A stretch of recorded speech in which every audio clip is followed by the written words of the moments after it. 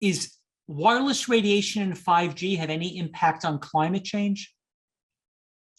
Oh, great. I'm glad you're bringing that up. I didn't mention that. So with all of these new devices and all of these new cell towers, the research has shown that it's going to increase energy use. In fact, 5G small cells use a lot of energy. And if you imagine that you're going to have, I think estimates are 800,000 wireless facilities for 5G in the United States alone. That is a lot more energy just for those base stations. But then you have all these devices. Remember, every device we use, what do we do with it at night? We charge it. So all these new things that are being charged, that are plugged in, are all going to use energy. And you imagine wireless uses more energy than wired. Ethernet, which is, I have an Ethernet cord here, uses the least energy. Like for streaming, there's been research where they've looked at, if you stream a movie, how much energy is being used? You use Ethernet. It is the conserve energy, cost less too for you and your electricity bill. And with wireless, it's spraying out everywhere. The energy's spraying out everywhere. Some of it goes into your body.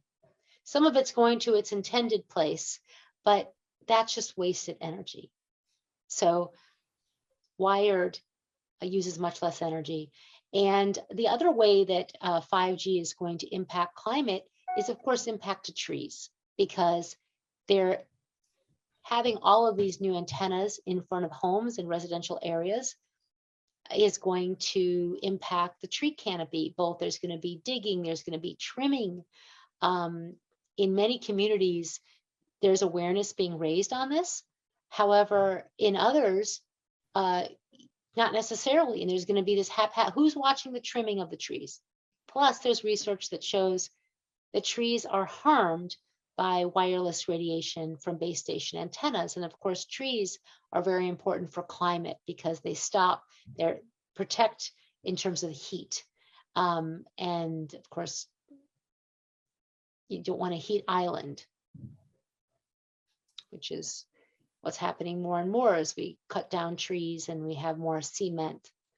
There's research on impacts to plants, trees. There's a 3-part series on impacts to wildlife, where researchers are calling for urgently calling for regulations to protect wildlife and our flora and fauna. Is there, there's people that talk about grounding, that if you're barefoot standing on the grass, making a cell phone call, that somehow you have significantly more protection because somehow there's some protection from that. Do you have any thought on that? Is that true, that you are grounded more? And I don't know why it works, why they're saying it works, but is there some recommendation that we're better off standing barefoot on the grass than talking in our house on a cell phone? Well, when you're out and many people talk about going into the ocean and you're barefoot in the water, it's grounding, you're getting that electricity out of your body. I know that grounding is actually very important in terms of your technology. You want to, like my laptop has a 3-prong on it, which I had to get an extra piece to make it a 3-prong when I plug it in to have it be grounded. So, because if not, then some of that electricity is going into my body. And I can't speak too much on the grounding from a technical perspective past them, because I've had many people come to my house and measure, and there are some issues that you want to make sure that you don't have other electrical issues in your ground, because the ground is used to ground, and that can come up with grounding. So, but I know that walking with bare feet would allow that to move through you, and we're always wearing shoes and not even doing that anymore. So there are many devices for grounding. I can't speak to them again because of the issue of the ground. And we're talking about grounding. I'm also talking about the ground. Actually, I'm sorry. But if you're in a very urban area, highly urban area, I would make sure that you have someone to come measure to make sure that your grounding that you're doing, if you're doing that, is actually not creating another issue. That's what I'm talking about. Because sometimes everyone else is sticking everything into the ground, which you're then can come back to you. Are there other sources of radiation? Like, should we be concerned about flying in an airplane? Someone says that when you fly from New York to LA, it's the equivalent of several chest x-rays. Do you have any information on airplane flying and our exposure to radiation or anything negative?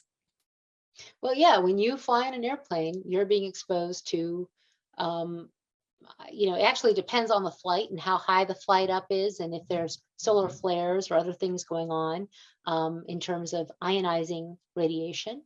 But for non-ionizing radiation, there's more and more wireless in airplanes, not adequately tested for what that's doing, not just to the passengers, but to the workers, especially, who already are having more ionizing radiation. And now they're having non-ionizing radiation at sort of unprecedented levels as we put Wi-Fi in airplanes. When someone in their house has an alarm that automatically connects by Wi-Fi, is that transmitting every second, every minute, every hour, once a day? Like, in other words, when you like, it's sort of the same question as the water meter and the gas meter and the electric meter, and also an alarm. Like, is an alarm in someone's house, does that, a fire or burglar alarm, does that connect? If it connects wirelessly, is it doing it how frequently? Hourly, minute, every hour, every day? How often? Well, actually, alarm systems are all very different. So I should say this. So if you've had a wireless alarm system for a very long time, it's possible it'll be like my alarm system that I had in my 3 houses ago house, which was actually not using, I think it was using infrared, and it was not emitting all the time. The newest systems, however, and that's why you want a meter to measure so that you can know what you're dealing with. But some of these new alarm systems and Nest, all the security hubs and so forth, they are emitting often all the time, the hub. So it really depends on the system. I'm going to have to tell you, you kind of want to get your meter and find out what's going on.